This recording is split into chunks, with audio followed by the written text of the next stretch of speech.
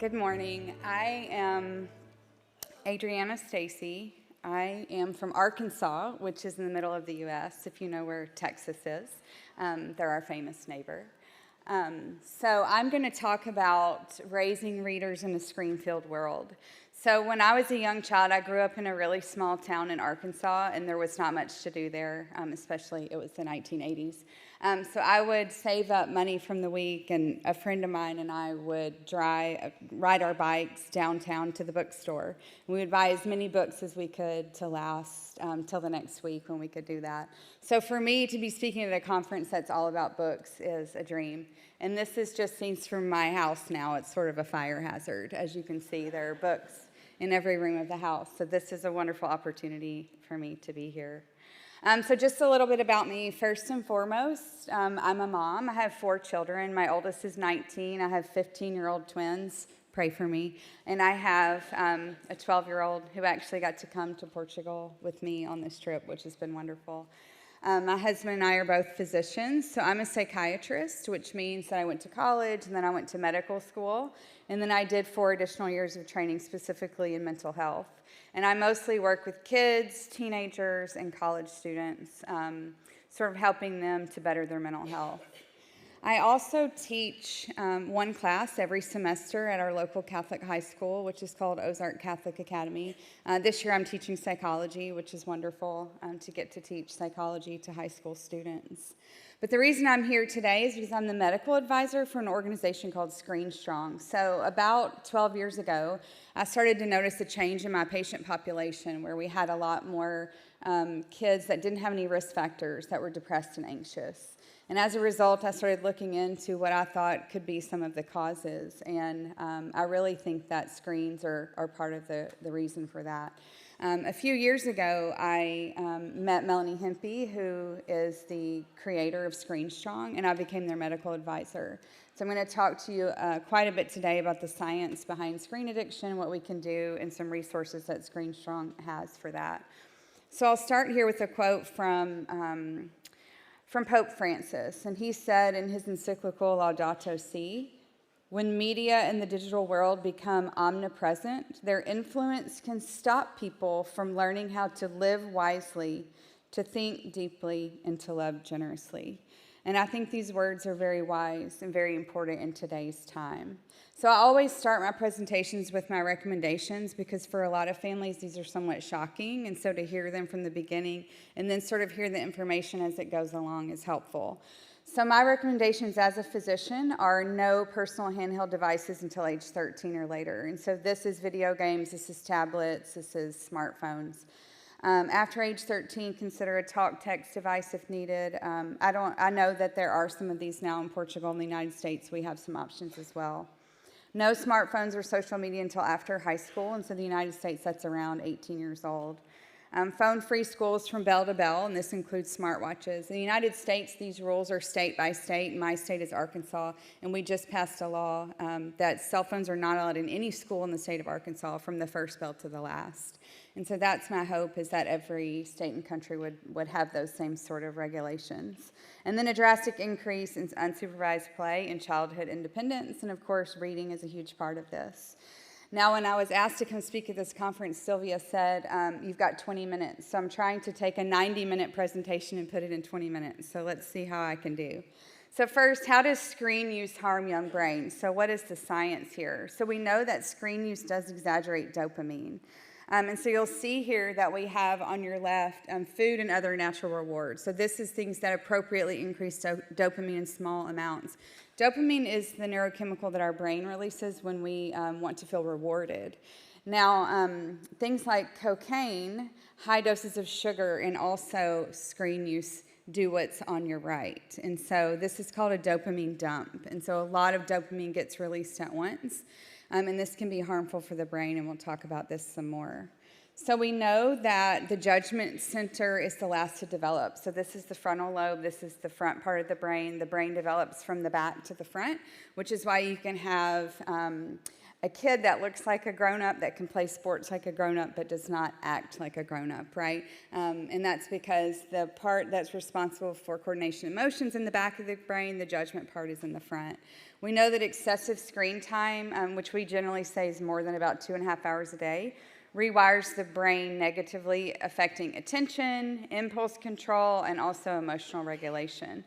And we know that screen addiction actually mimics substance addiction and triggers these dopamine surges that get kids hooked on these devices. So some physical changes that we see from this include things like myopia, which is nearsightedness. I don't know if you guys were familiar with this, but there's actually a worldwide epidemic of nearsightedness, largely because kids are not looking to the horizon like they used to. They're looking at too many things up close. Stress from a constant fight or flight response, so screen overuse keeps our levels of cortisol, our stress hormone, at an elevated level, which can cause problems. Problems with sleep, a lot of new studies about this, one just out this week in the Journal of the American Medical Association, about how we think some of the problems from screen addiction come from this disruption in sleep. Vitamin D deficiency, of course, from not being in the sun, and obesity. We see chemical changes in the brain, so we see this overstimulation that happens, and then we get this dopamine flood and attention issues and addiction. So 90% of all adult addictions start in the teenage years, so a lot of these kids are going to likely continue to have a screen addiction as they become adults. And so what you have is you have video games or smartphones or some other screen. You get this dopamine flood, too high levels of dopamine. You get this sudden surge of this feeling, and then that becomes depleted. You get low, you feel depressed and anxious, you crave that device, and then it starts all over again. So I tell my kids that I work with that it's not their fault, right, that they're addicted to the screens. The screens are actually the only thing that's giving them that dopamine dump, which is why they're wanting to be on their screens so much. As a result, we see a number of mental health changes, and this is where I've seen the biggest issue in my clinic is with anxiety and depression. Trouble with social skills is a big one. A lot of self-harm, suicidal ideation, low self-esteem, and increasing eating disorders, mood swings, withdrawal, temper problems, poor grades. So these are all things that we see as a result of this screen addiction. And so this is our broken brain here. And this is just a summary of some of the problems that we see with screen overuse.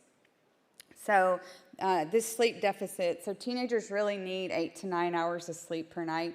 And when I ask kids in groups to raise their hand if they get 9 hours of sleep, I've never had a kid. Well, one time I did, but he thought I said something else, and so he put his hand down. So usually kids get about 6 hours of sleep per night, which over a week's time, that means they have like a 20-hour sleep deficit every single week.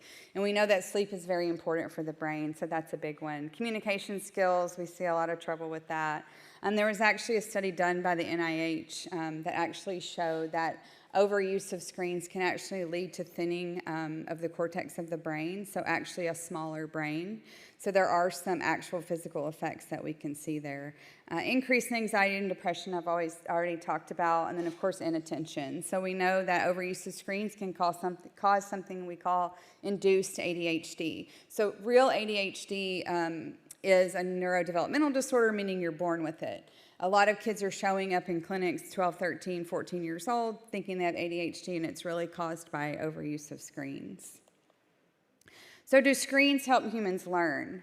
Not all screens are created equal. I've never treated a kid for addiction to Excel or Word or any sort of thing like that. And so we want screens to be a tool and not a toy. And so up until the brain is more developed, which actually the brain doesn't fully become developed till around age 25, we want to limit the use of screens as much as we can. Interactive screens are way different than passive screens. So how do humans learn? So there's the beginning of knowledge where you start to want to learn about something, and then there's this huge space in the middle, which I call the learning space, and it's very uncomfortable. And you have to sit in that learning space for quite a while before you reach mastery. And we see this with reading, we see this with math, and it's very important to remind kids that learning is hard. And it requires a lot of deep focus and sustained attention, and screens definitely get in the way of that. Kids learn from experiences, and so we know as humans that's how we learn. That's one of the best ways to learn, and screens are an experience blocker. They actually keep kids from having the experiences that they need. And we know that screens will never replace the hard work of learning. In the United States, we have a lot of gamification of education, and it's not doing our kids any favors.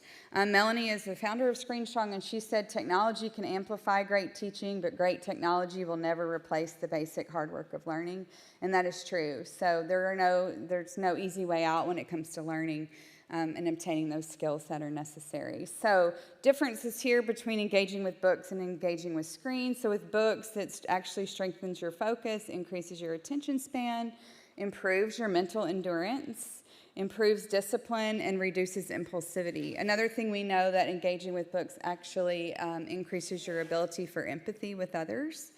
On the other side of the coin is engaging with screens, which actually reduces focus, disrupts your attention span, both while you're using the screen and afterward, disrupts reward pathways, leading to reduced mental endurance and discipline, and increases impulsivity. And so we can see here there's a pretty stark difference between engaging with a paper book and engaging with something that's on a screen. So we do know that classroom screens are a problem, and we know that they reduce executive functioning, they diminish academic outcomes, and also language development delays. And so especially in young kids, this is a problem for sure. We know that paper books versus screens, paper's going to win out every time. Deep reading uses all your senses. Like some speakers have said before, you actually have better comprehension when you read on paper, better spatial memory, better concentration. Whereas with screens, we had heard earlier today, a lot of trouble with skimming, which is not good for the brain. Much more distraction, less retention, less comprehension, and eye strain and fatigue. So this is over 690,000 students from 81 countries, and you can see what happened in 2012. And in 2012 is when we started to see phones become much more widespread. And so we see here that math, reading, and science scores completely started to take a nosedive. Now you see in 2020 it really starts to go down, and that was the pandemic. But this was happening before the pandemic, and so we know that screens are a huge part of this as well. One student actually told us, this was a student that came to us at ScreenStrong, and he told us, during my 6th grade year, I was highly addicted to YouTube. I watched thousands of YouTube videos during my school day and essentially skipped that entire year of school. So Colin actually spoke to his state legislature about how his entire 6th grade year, he was not doing his work on his screen, he was watching YouTube. And this is not an uncommon thing. This is happening all over when kids have screens in schools. So real quick about boys and technology, because we know that there are some differences in the way that boys and girls are affected by technology. We do know that boys are less likely to develop necessary social skills and competencies for success. And one thing that's interesting is when my oldest was going on college tours to decide, where she wanted to go to college, every tour we go on, they would tell us that 60% of their students were female. And I thought that was so interesting because that was not the case when I was in high school and looking to go to college. And I started to research worldwide, and it's about that throughout the world. So the majority of college students now are women. A lot of boys struggling with loneliness and lack of purpose, rising rates of mental health diagnoses, conflicts at home. Pornography is a huge issue. A lot of young boys really struggle with that. And then video games are a huge opportunity cost. We know that with pornography, that when kids see these images, especially the first or second time, it's very shocking to them, and it imprints permanently in the visual cortex of the brain. So this is something we have to be very careful with. When children first get a smartphone, it's just a matter of days before they have their first encounter with pornography, and so it's a huge issue in Portugal, the United States, and other countries as well. Girls, we know, are the most vulnerable, especially when it comes to social media. And we know that there is a clear, consistent, and sizable link between heavy social media use and mental illness. So more time on social media means more depression, anxiety, and eating disorders for many girls especially. And we do know that depression has more of a social contagion among girls than it does among boys. And so we really have to look at protecting our girls. So one thing to realize is that the average child between the start of 8th grade until they graduate from high school is looking at a screen for entertainment media for 16,000 hours. And so we cannot underestimate the opportunity cost. So what they could be doing with those 16,000 hours. And we often hear from teenagers this quote of, "We are forever elsewhere." So teenagers feel like their mind is constantly somewhere else and not present in the moment. And so we at ScreenStrong are really trying to reduce the 16,000 hours and help kids learn how to do something a little bit better with their time. Henry David Thoreau in Walden in 1854 said, "The cost of a thing is the amount of life which is required to be exchanged for it immediately or in the long run." And I think that this is very telling for the stage of life that we're in right now. So what is the ScreenStrong solution? What are we offering as the solution? So we want to build community. So we need students, teachers, parents, like-minded families to get together. And I've done this. My kids do not have smartphones until they're 18. My oldest is 19. She has a smartphone now. She's off at college. I have 15-year-old twins. Do they ask me all the time for a smartphone? Absolutely. My son last week just said, "If I make straight A's, can I get a smartphone?" And I said, "No, but you're going to make straight A's anyway."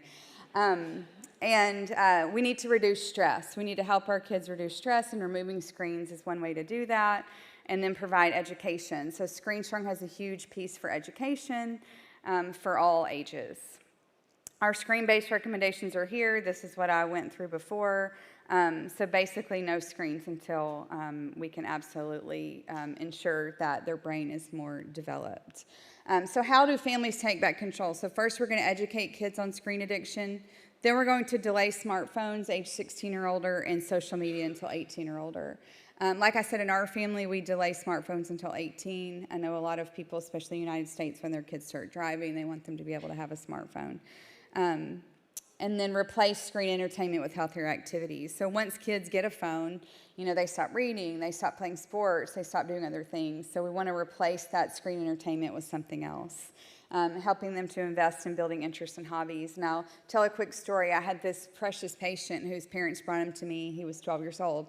And very depressed and anxious, having a lot of trouble in school and mental health problems, and come to find out he was spending about 12 hours a day on a screen for numerous different reasons, and that's not abnormal. So that's video games, that's screens for school, that's apps, TikTok, and other things. So we got him detoxed from screens. Come to find out, he was an amazing artist. And he's had his art now that's been in the state capitol in Arkansas, and he's a wonderful artist. Had he not gotten off screens, he would not have known that, right? Because he would not have had that opportunity to do that. So I think it's really important that we work to pull our kids away from screens as much as we can. And then we have to set clear boundaries and lead by example to create a screen-healthy home and school. And so I give my children the opportunity to respectfully, let my husband and I know when we're spending too much time on screens. We as adults have to sort of check our behavior as well and make sure that we are leading by example when it comes to how we're using these screens. So there must be firm leadership, whether that's schools, whether that's other adults in your children's life, or parents. Then we need screen education. I'll talk about that in 1 second. Removing the harmful screens is important. Executive functioning skills. A lot of these kids don't have these skills that are necessary. And then remember that daring to be different is very good. So we have to be leaders and not followers and teach our children how to be different, and hopefully others will follow. Phone-free schools are very important. ScreenStrong has a lot of resources for that. They have an administrator toolkit, lots of ways to support your schools if your school wants to go phone-free. It's very important for that to happen. Okay, so real quick, because I have 43 seconds left. So this is some educational opportunities that ScreenStrong has, and of course they're books, right? So first we have this one. It's elementary, age 7 through 9. I only have one copy of each of these, but if anyone is interested, come find me afterwards, and you're welcome to look through these. You can buy them on Amazon or the ScreenStrong website. And then we have a middle school one as well, which is this one. And I have my kids read through this entire thing before I'll buy them sort of their talk text phone. And so my twins did that, and we worked through the entire book, and it's such a great curriculum. I highly recommend it. It's very good.